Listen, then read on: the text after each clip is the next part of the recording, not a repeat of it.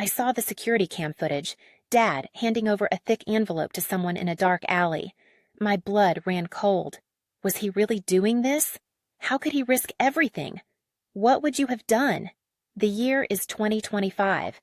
My name's Rachel Morris, and until recently, my life was, well, normal-ish. I was 26, working a dead-end job at a trendy cafe with free Wi-Fi and glass walls, trying to figure out my little brother Leo was 12, glued to his augmented reality games, blissfully unaware of the mess brewing around him. And my dad? He was Dad, a bit distant, a little stressed, but still Dad. Or so I thought. Everything changed when Leo started talking about needing new upgrades for his games. Expensive upgrades. Dad suddenly started working late, mumbling about business deals and avoiding eye contact. Red flags, right? I know. But I wanted to believe in him. I really did. Then came the anonymous text. My phone buzzed in the dark, displaying a message. Look into your dad's shed. You won't like what you find. My heart hammered against my ribs. The shed. It was always off limits, a chaotic mess of tools and forgotten projects. But this felt different. Sinister. I waited until Dad was at work, the same work that kept him out until all hours. Leo was lost in his AR world, oblivious as always. I grabbed a flashlight and crept towards the shed, the rusty hinges screaming in protest as I opened the door. Dust motes danced in the beam of my flashlight. Old lawnmowers, stacks of newspapers, and surveillance equipment?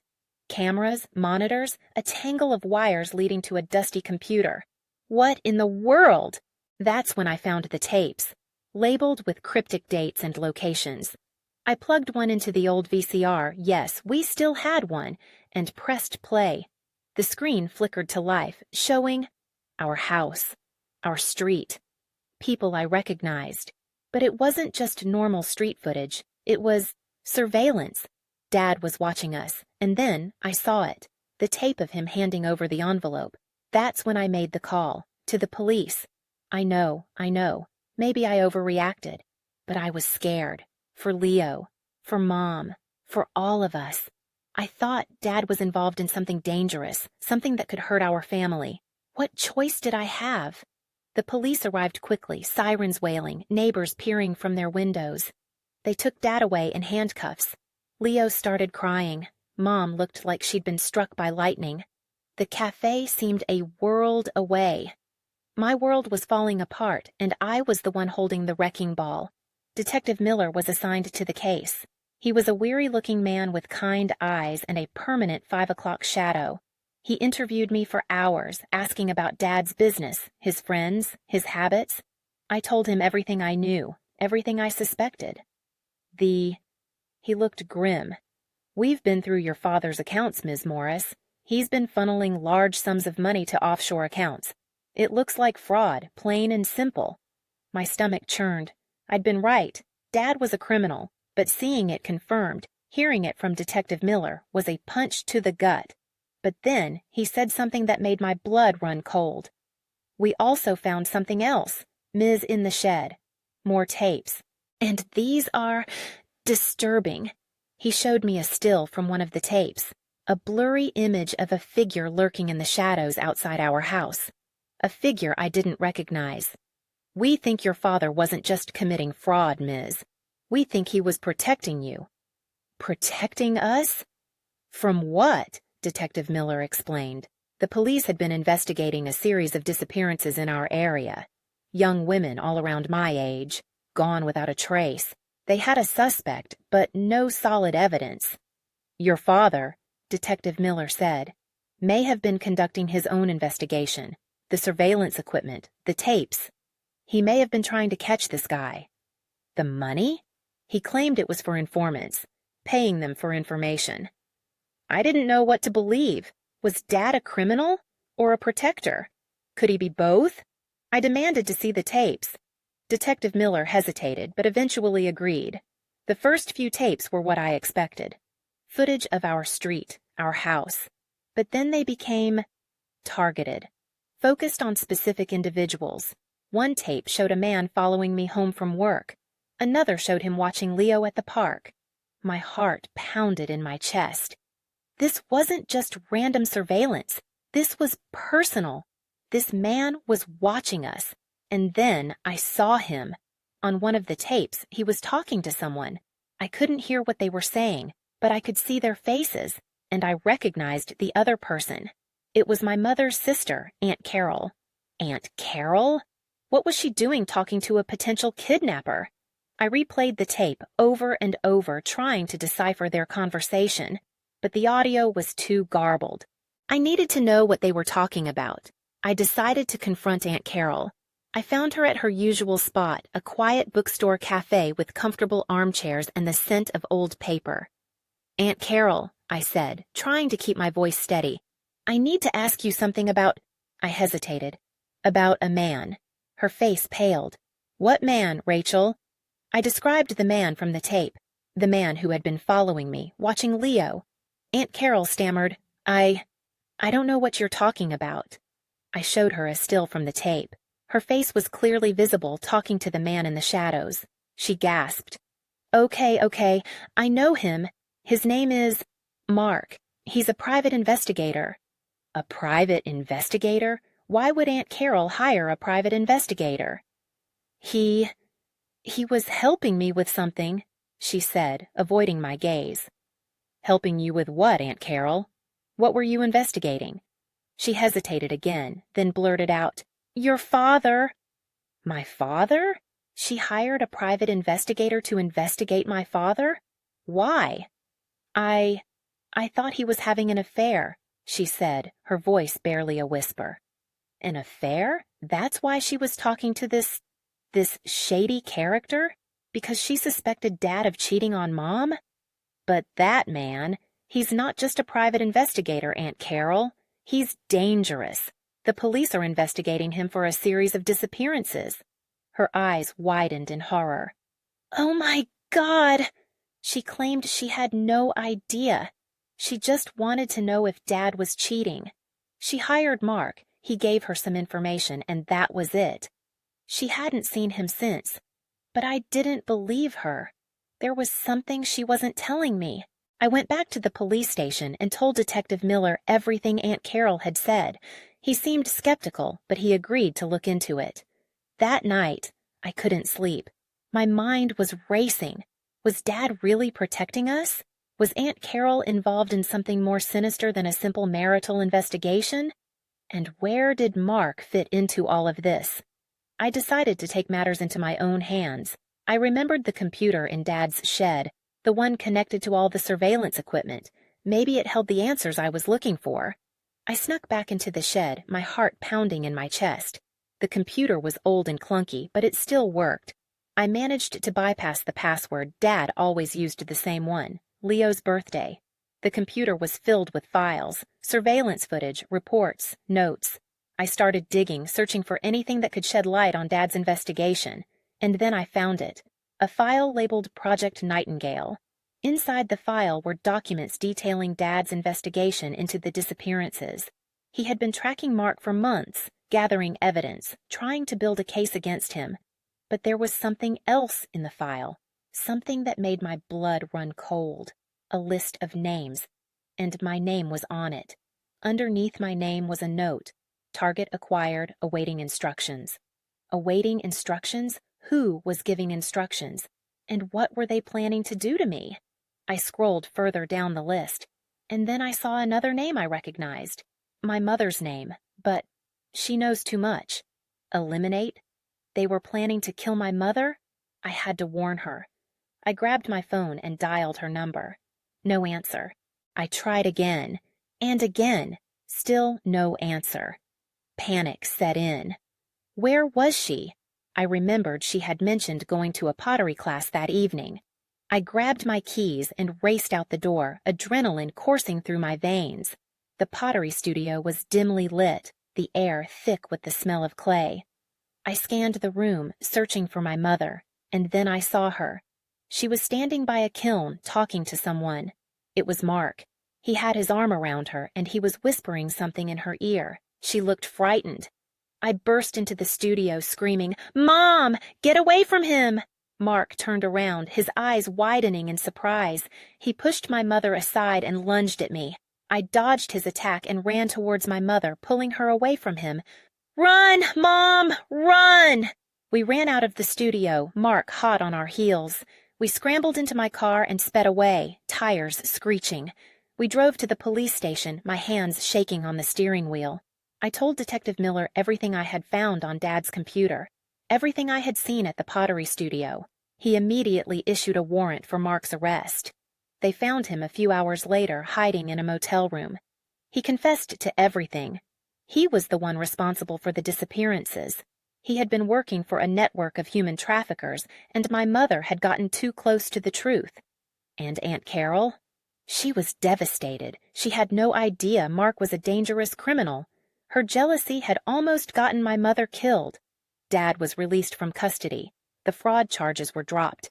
He explained that he had been using the offshore accounts to fund his investigation, to protect us from Mark. He had been trying to do the right thing, but he had gone about it the wrong way.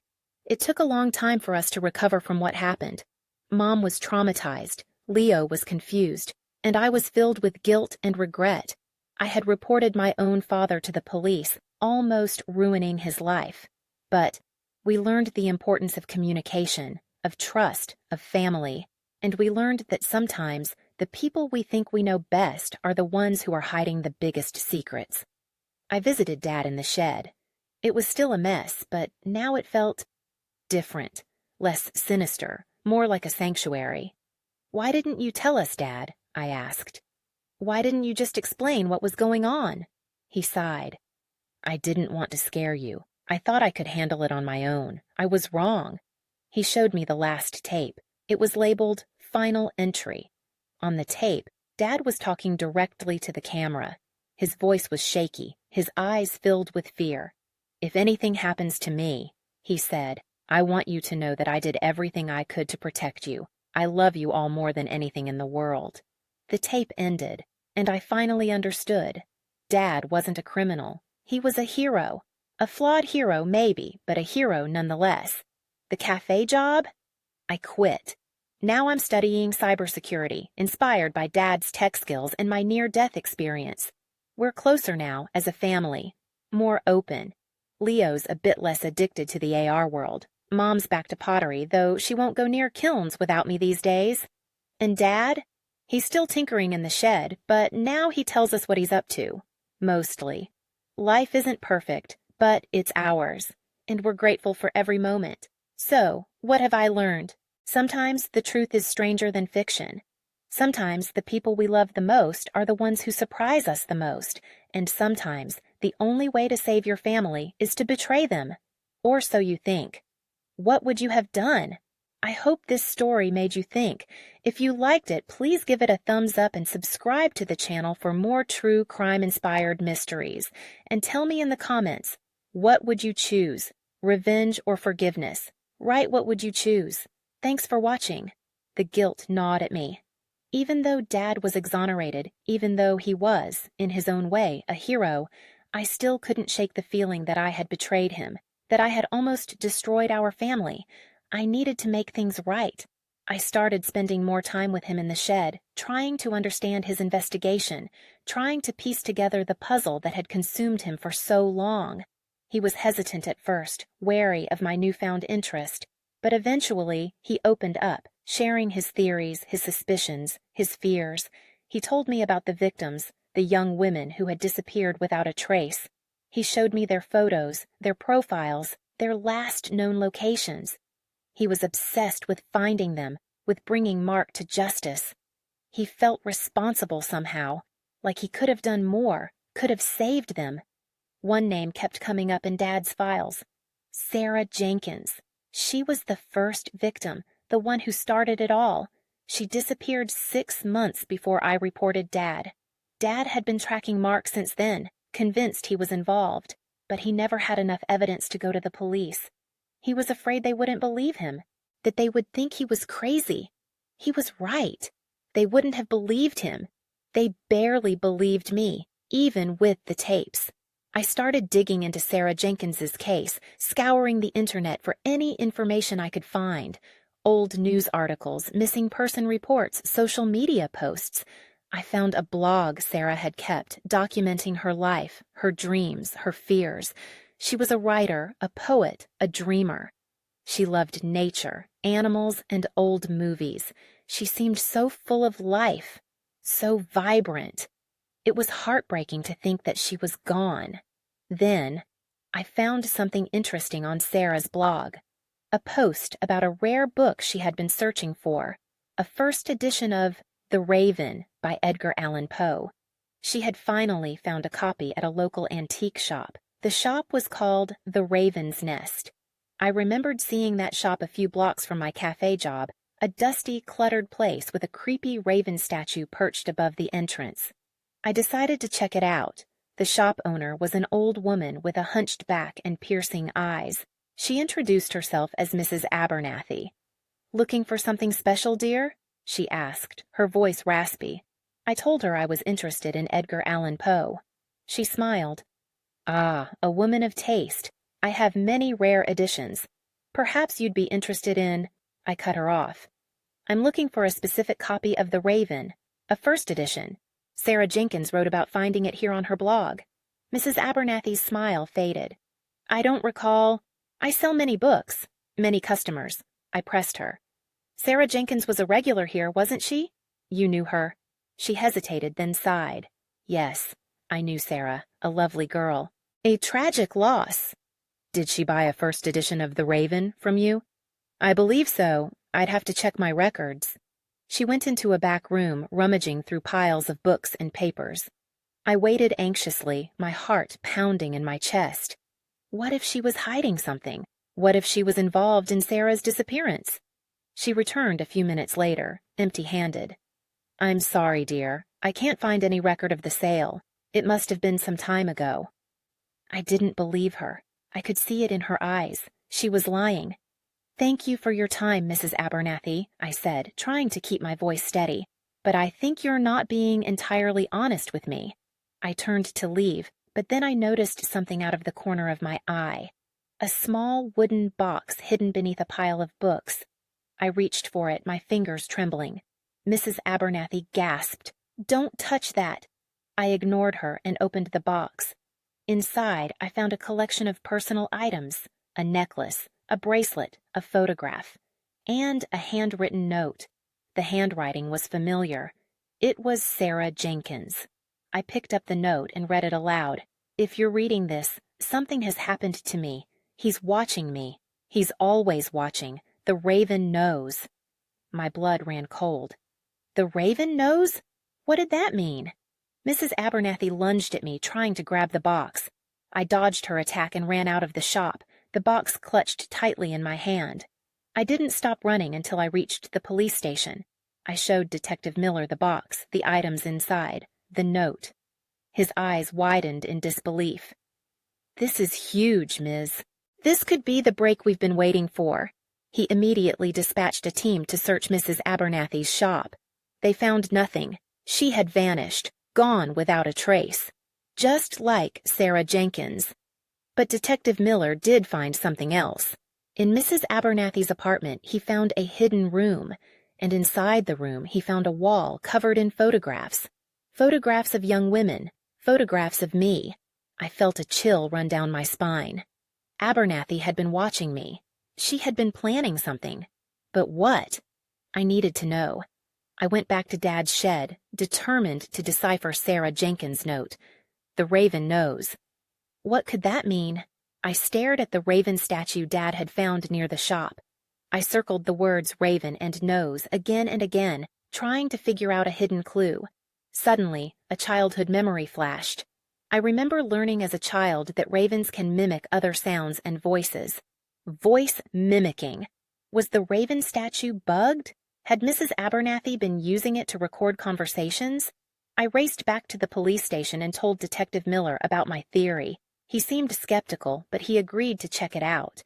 They brought the raven statue back to the station and analyzed it, and sure enough, they found a hidden microphone inside, and a memory card. The memory card contained hours of recordings, Conversations between Mrs. Abernathy and her customers.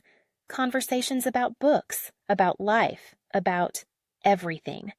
I listened to the recordings, my heart pounding in my chest, and then I heard it. Sarah Jenkins's voice. She was talking to Mrs. Abernathy about her fears, her suspicions, her feeling that she was being watched. She mentioned Mark. She said she thought he was following her. And then she said something that made my blood run cold. I told my sister all of this. If anything happens to me, she knows where to look. Her sister? Sarah Jenkins had a sister?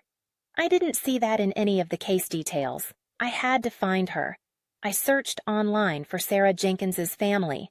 I found a name, Emily Carter.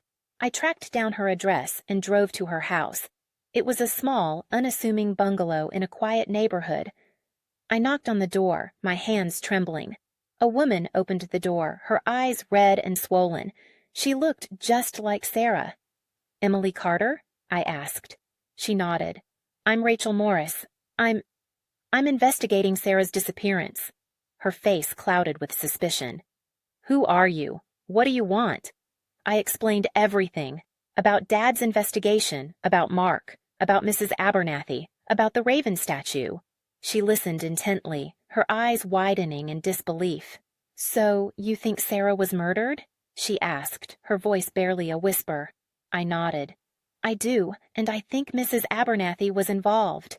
Emily started to cry. "I knew it. I knew something was wrong, but the police, they didn't believe me." I asked her about the note Sarah had written. "If anything happens to me, she knows where to look." "What did that mean?" Emily hesitated.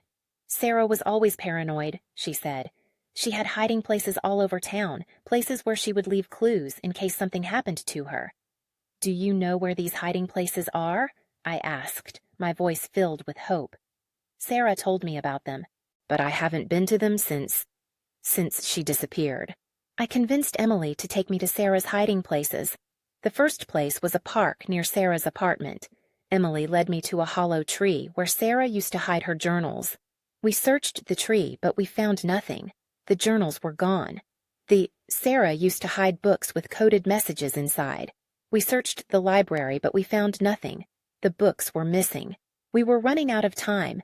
We only had one hiding place left, a deserted alley behind a local theater.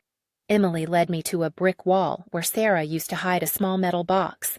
We searched the wall, but we found nothing. The box was gone. Emily broke down in tears. "It's no use," she sobbed. "They're all gone. Sarah's gone. Her clues are gone. There's nothing left." I refused to give up. I stared at the brick wall, searching for any sign of the box, and then I saw it. A faint scratch on one of the bricks, a scratch that wasn't there before. I touched the brick, and it moved. It was a loose brick. I pulled it out of the wall, and inside I found the metal box. I opened the box, my hands trembling. Inside, I found a single item, a key. A key to what? A key to where? Emily didn't know. She had never seen the key before. I looked at the key closely. It was an old-fashioned key, the kind used for antique locks. I noticed a small inscription on the key, a series of numbers and letters. I recognized the code. It was a locker code to a train station locker.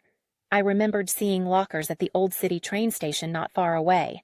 I had a bad feeling, but this could be the biggest clue of all. "Let's go," I said to Emily, my voice filled with determination. "We're not done yet." We raced to the train station, our hearts pounding in our chests. The station was deserted, the air thick with the smell of dust and decay. We found the lockers, a long row of metal doors stretching down the hallway. I entered the locker code into the lock. Click. The locker opened. Inside, I found a duffel bag. I unzipped the bag and peered inside. My breath caught in my throat. Inside the bag, I found a gun, a knife, and a roll of duct tape. And a photograph. A photograph of me, lying on my bed, sleeping. I felt a wave of nausea wash over me. Someone had been in my house. Someone had been watching me sleep. I looked deeper into the bag. There was a small old VHS tape. The label read, Rachel. How was I going to get out of this? This wasn't just about Sarah anymore. This was about me. This was about my life. This was about protecting my family. I grabbed the tape, the gun, the knife, the duct tape, everything, and shoved it back into the bag. I slammed the locker shut, locking it. We had to get out of here. Now! I ran with Emily, my mind racing, trying to make sense of what I had just seen. Someone wanted me dead. Someone had been planning this for a long time, and they were getting closer. I called Detective Miller, my voice trembling. "Detective, you need to get down to the old city train station, now." I found a locker, with a gun, a knife, duct tape, and a picture of me. He was there within minutes, sirens wailing, lights flashing. The station was swarming with police officers. They secured the scene, processed the evidence, and questioned Emily and me. The tape was taken to the forensics lab for analysis. They were able to enhance the photograph. It was clear now. The picture had been taken through my bedroom window. Someone had been spying on me, for weeks, maybe months. I felt violated, exposed, vulnerable. Detective Miller interviewed me again, asking about my relationships, my enemies, anyone who might want to harm me. I couldn't think of anyone. I lived a quiet life. I worked at a cafe. I spent time with my family. Who would want to kill me? Unless it had something to do with Sarah's killer? But that didn't make sense. Why wait this long? We went back to my house, police escorting us. I couldn't shake the feeling I was being watched. I didn't feel safe anymore. My bedroom felt like a trap, a stage for someone's twisted game. I refused to sleep there. I slept on the couch, with Dad sitting guard at the door. They had analyzed the VHS tape. It was surveillance footage of my house, footage of me. But it wasn't just ordinary surveillance footage. It was intimate. It was like someone was trying to get inside my head. The tape showed me getting ready for work, eating breakfast, talking on the phone. It showed me laughing, crying, sleeping. It was creepy, disturbing. And then, something even more sinister. Interspersed with the footage of me were images of Sarah Jenkins. Images of her laughing, dancing, singing. Images of her alive. It was like the killer was taunting me, showing me what he had taken away from Sarah, showing me what he was planning to take away from me. The tape ended with a message, scrawled across the screen in blood-red letters. This wasn't just a threat. This was a promise. I was running out of time. I had to figure out who was behind this before it was too late. I remembered something Mrs. Abernathy had said to Sarah Jenkins in one of the recorded conversations.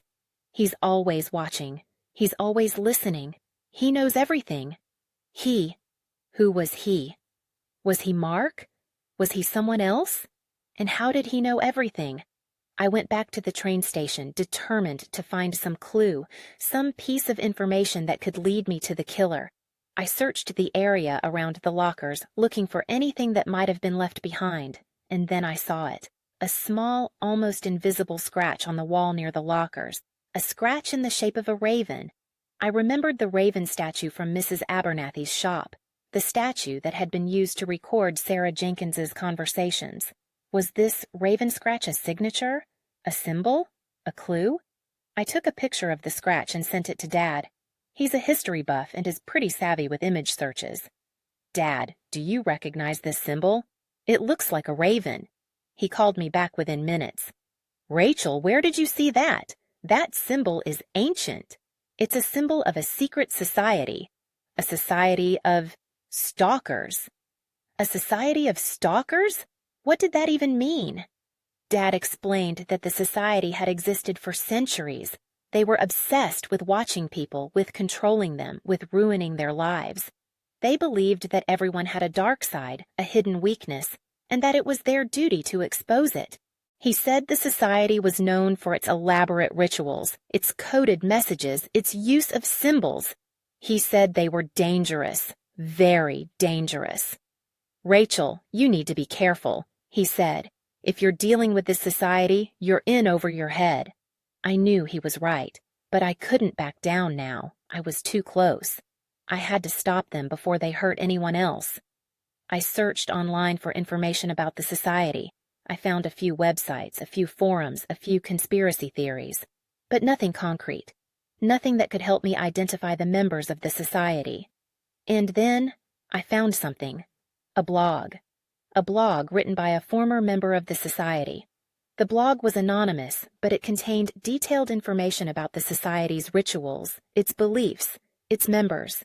The blogger claimed to have left the society after witnessing a murder committed by the leader of the society.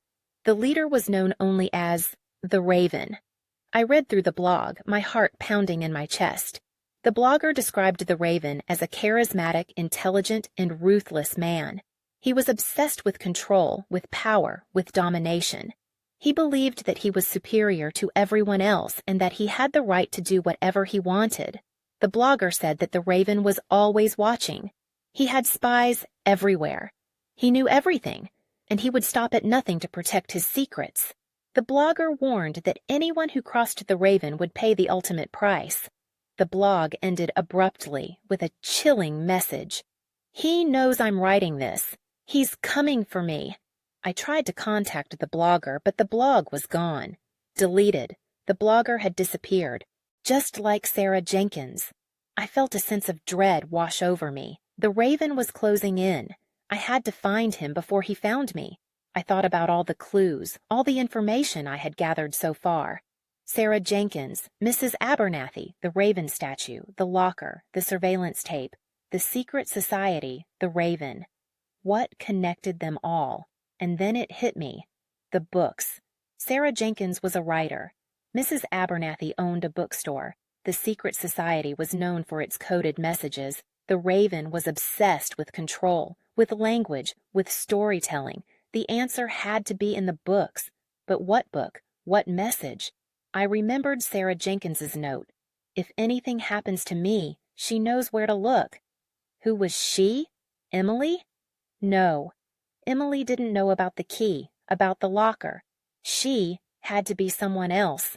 Someone who knew about Sarah's hiding places, someone who knew about the books, someone who knew about the secret messages.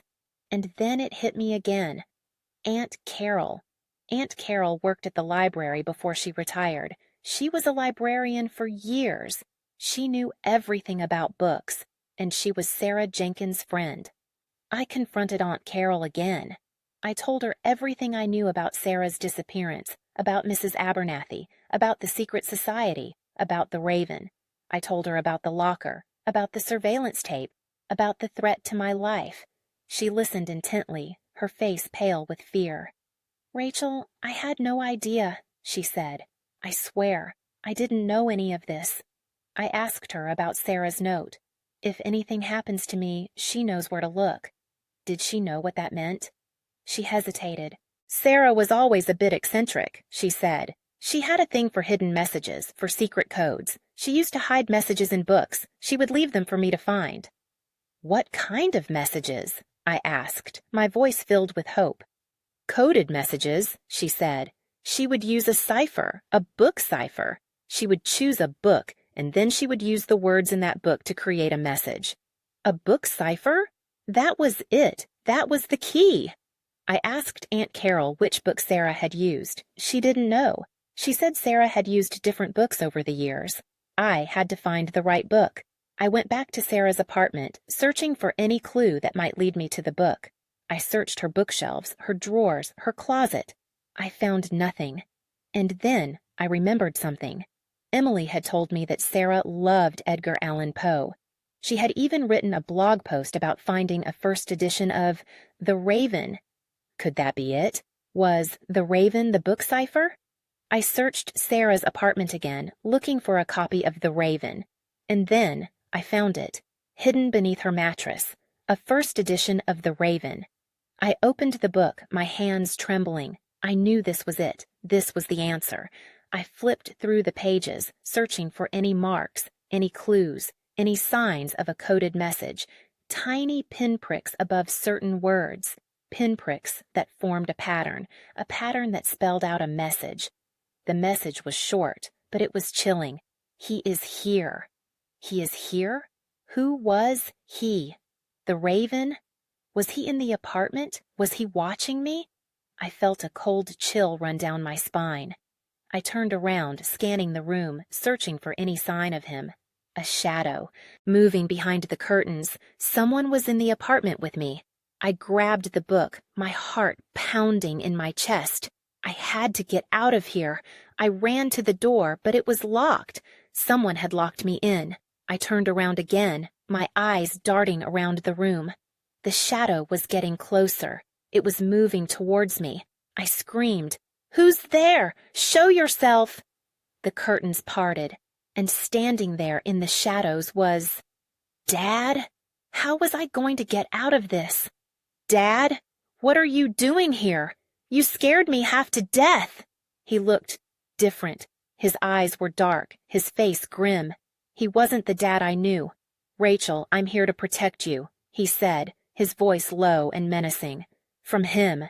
"From who, Dad? From the Raven? You know about the Raven?" He nodded. "I know everything, Rachel. I've been watching you. I've been protecting you all along. But why? Why didn't you tell me? Why all the secrets?"